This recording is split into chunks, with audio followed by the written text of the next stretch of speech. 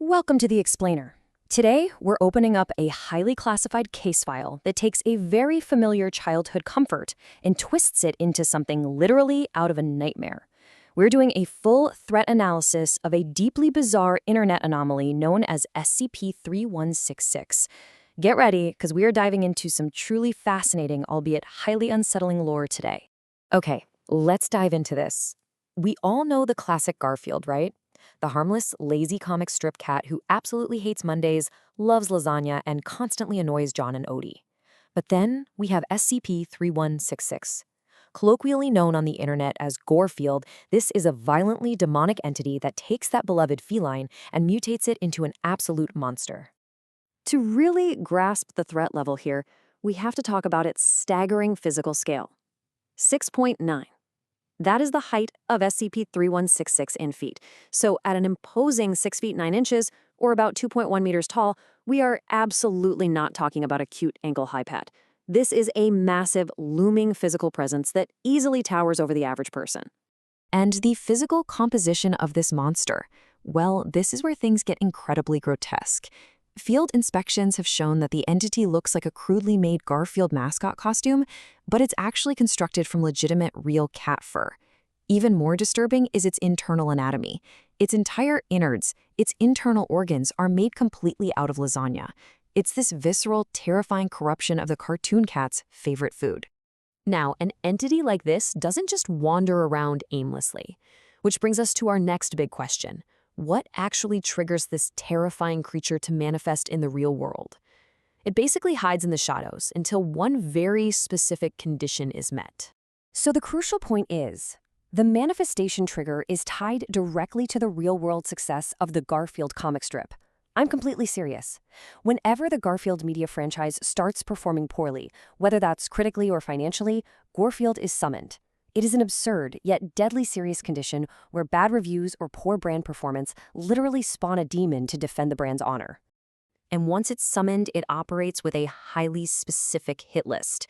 Let's look at the known target profiles. It hunts down rival media creators, former Garfield production staff, anybody making parodies, harsh critics of the franchise, current staff at Andrews McMill Syndication, and yep, even the original creator himself, Jim Davis. Basically, if you're connected to the brand or if you dare to criticize it, you are automatically in grave danger. Let's slow down and analyze the actual mechanics of a Gorefield attack. Step 1. The entity inflicts severe blunt force trauma using literally whatever nearby objects it can get its hands on. Step 2. The entity self-disembowels. It physically cuts its own stomach open to extract that internal lasagna we talked about earlier. And Step 3. It forcefully feeds that extracted lasagna to its victim. It is a highly ritualistic, shockingly brutal termination method. So, is there any way to defend yourself? Well, barely. The only known defense mechanism involves a highly specific bait. Step 1. You bait Gorefield with frozen lasagna. Step 2. The entity will immediately drop its aggression just to consume the frozen treat. And this brilliantly illustrates the dark twist of this anomaly, because Step 3 is that once the lasagna is gone, Gorefield immediately resumes terminating the original target. The frozen lasagna doesn't stop the monster, it literally just delays the inevitable. Now you might naturally wonder, why don't the authorities just lock this thing up? Well, containment is completely impossible. SCP-3166 actively manifests and demanifests at will. Even if a tactical team somehow managed to capture this beast and lock it inside a heavily reinforced vault, it would simply disappear from captivity and effortlessly pop up somewhere else. We actually know exactly how it operates thanks to historical documentation. Let's review the timeline of its very first recorded manifestation spree back in 1989. It began on October 23rd, right inside the Chicago offices of United Media, the publisher of the comics at the time. Over the next week, from October 24th to the 28th, Gorefield attacks spread like wildfire to different United Media offices across the country, finally concluding on October 29th. All of this data transitions us into the absolute highest stakes part of our explainer. It's time for a hypothetical threat assessment. What if SCP-3166 was real? What would it actually mean for humanity if this towering demonic entity existed in our world today? Now, what's really interesting about this slide is how it directly implicates you, the viewer. Gorefield operates with no remorse whatsoever, meaning collateral damage is an absolute guarantee for anyone in its vicinity. You don't have to be a critic to be killed.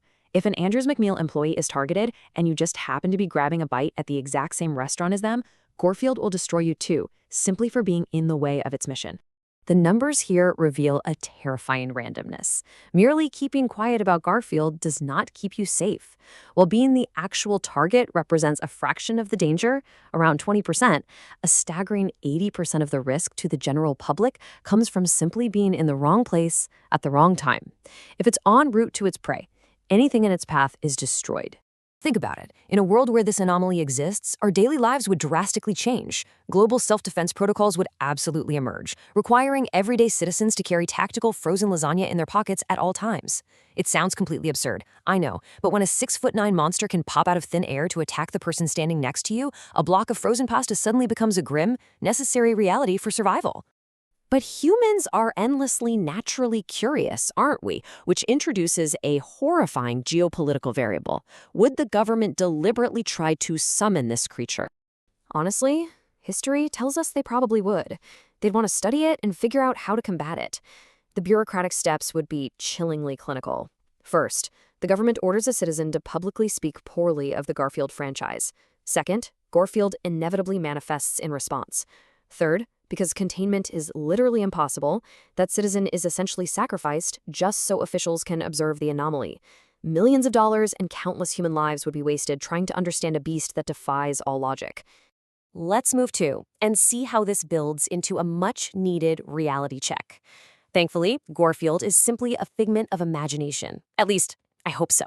It is a massive relief that this is really just a meticulously crafted story from the internet's most creative horror writers. Though, you gotta admit, it does leave you with a tiny, eerie sliver of doubt, doesn't it? Which brings us to our conclusion. If we assume for even a split second that Gorefield is actually out there, actively listening for anyone using its brand's name for content, then if this explainer is the absolute last thing I ever record, I have to ask you, was analyzing this lore worth the risk? I'll let you decide.